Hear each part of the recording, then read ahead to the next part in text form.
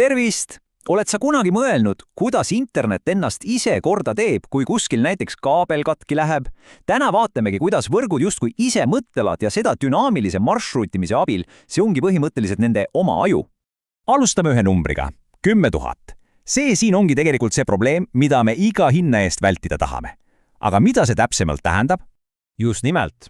Kujuta nüüd korraks ette. Sul on ettevõttes võrk, kus on, ütleme, 50 ruuterit. Ja sa pead tegema ainult ühe väikese muudatuse. See tähendaks potentsiaalselt 10 000 käsitsi uuendust. See on iga võrgu administraatori õudusunenägu. See on tohutu ajakulu ja eksimisvõimalusi on lihtsalt liiga palju. Ja täpselt siin tuledki meile appi dünaamiline marsruutimine. Ja siin see lahendus ongi. Dünaamiline marsruutimine on elegantne süsteem, kus ruuterid suhtlevad omavahel täiesti automaatselt. Nad jagavad infot, kohanduvad muutustega reaalajas ja seda kõike ilma, et inimene peaks käsitsi vahele segama. Lähme nüüd asja juurde. Et selles kõige paremini aru saada, mõtleme korraks kaartide peale. Staatiline marsruutimine, see on põhimõtteliselt nagu vana hea paberikaart. Sa planeerid oma marsruuti kodus valmis, aga kui tee peal selgub, et sild on maas, oledki omadega plindris. Dünaamiline marsruteerimine on aga täpselt nagu Waze või Google Maps sinu telefonis. See vaatab liiklust reaalajas ja kui ees on ummik, leiab see sulle silmapilkselt uue, parema tee. Võrk on justkui elus, see on tark. Okei, aga kuidas see maagia siis päriselt toimib? See kõik käib läbi protokollide. Nüüd vaatamegi lähemalt 3 peamist aju, mis selle asja võimalikuks teevad. Igal neist on oma täiesti oma iseloom. Ripp on nagu vanaisa, kes teab lihtsaid teid, aga need ei pruugi alati olla kõige kiiremad. OSPF on tarkinsener, kes oskab töötada absoluutselt kõikide seadmetega. Ja EIGRP, see on nagu tippsportlane, uskumatult kiire, aga mängib ainult oma meeskonnas, ehk siis Cisco seadmetega. Olgu, aga kui sihtkohta viib mitu erinevat teed, siis kuidas need protokollid otsustavad, milline tee on see päriselt parim? See ongi see $1 miljoni küsimus. Vastus peitub ühes sõnas, meetrika. Iga protokoll kasutab omaenda meetodit, et arvutada iga tee hinda. Ja reegel on lihtne. Mida odavam tee, seda parem. Alles siin on konks. See, mis on odav ühe protokolli jaoks, ei pruugi seda olla teise jaoks. Vaatame ühte klassikalist olukorda. Meil on sihtkohta 2 teed. Esimene tee läheb läbi 3 ruuteri, aga see eest on tegu ülikiire 1 gigabitise ühendusega. Teine tee on lühem, ainult 2 ruuterit, aga see kasutab väga aiglast 10 megabitist ühendust. Mõtle korraks, kas sa valiksid lühima tee või kiirema tee? Kumb tundub parem valik, et oma andmed kohale saata? See polegi nii lihtne küsimus, kui esmapilgul tundub. Ja vot siin ongi asja konks, need 2 aju matnevad täiesti erinevalt.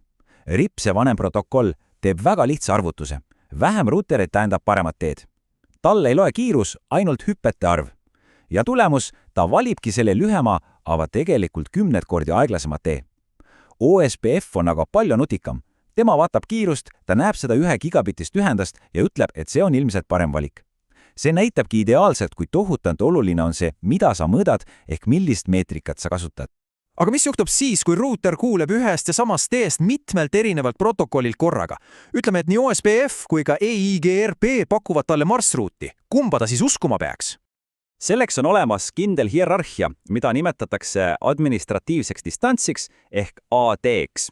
See on põhimõtteliselt number, mis ütleb ruuterile, kui usaldusväärne iga infoallikas on. Ja siin kehtib jällegi sama reegel, mida väiksem number, seda parem. See tabel näitabki meile seda usalduse pingerida. Kõige rohkem usaldab ruuter loomulikult otseühendusi. Nende AD on 0. Protokollidest on EIGRP oma 90-ga usaldusväärsem kui OSPF 110-ga, mis omakorda on usaldusväärsem kui vanameister RIP, mille skoor on 120. Nii et siin on üks väga oluline asi, mis tuleb meelde jätta. See on 2-astmine protsess. Ruuter küsib alati kõigepealt, keda ma usaldan kõige rohkem. Ja ta vaatab AD väärtust. Alles siis, kui usalduse tase on sama, hakkab ta küsima, aga kumb tee on odavam, ehk siis võrdleb meetrikat. Administratiivne distants on alati esimene ja kõige tähtsam. No nii, võtame nüüd kõik selle info kokku. Kuidas siis ikkagi valida oma võrgu jaoks see kõige õigem navigaator? Siin on selline kiire spikker. Kui sa alles õppid või sul on väike koduvõrk, on RIP alustamiseks täitsa hea. enamiku ettevõtete jaoks, kus on kasutusel erinevate tootjate seadmeid, on OSPF kindlasti parim valik. See on paindlik ja võimas. Aga kui su võrk koosneb ainult Cisco seadmetest ja sa vajad absoluutset tippkiirust, siis on EIGRP sinu parim sõber. Tema tarkus peitub meetrikas. See arvestab nii kiirust kui ka liini koormust, tehes uskumatult tarku otsuseid. Lõppkokkuvõttes taandubki kõik just sellele mõttele. Eesmärk ei ole leida lihtsalt lühim tee, vaid kõige intelligentsem ja efektiivsem tee sinu andmete jooks, võttes arvesse nii kiirust, usaldusväärsust kui ka kogu võrgu vajadusi. Ja lõpetuseks üks mõte tulevikku. Praegu valib protokolli ikkagi inimene. Aga mis siis, kui tehisintellekti ajastul muutuvad ruuterid nii targaks, et nad hakkavad ise valima ja isegi vahetama protokolle täiesti lennult vastavalt sellele, mis võrgus parajasti toimub? See on päris huvitav mõttekoht. Tänan kuulamast!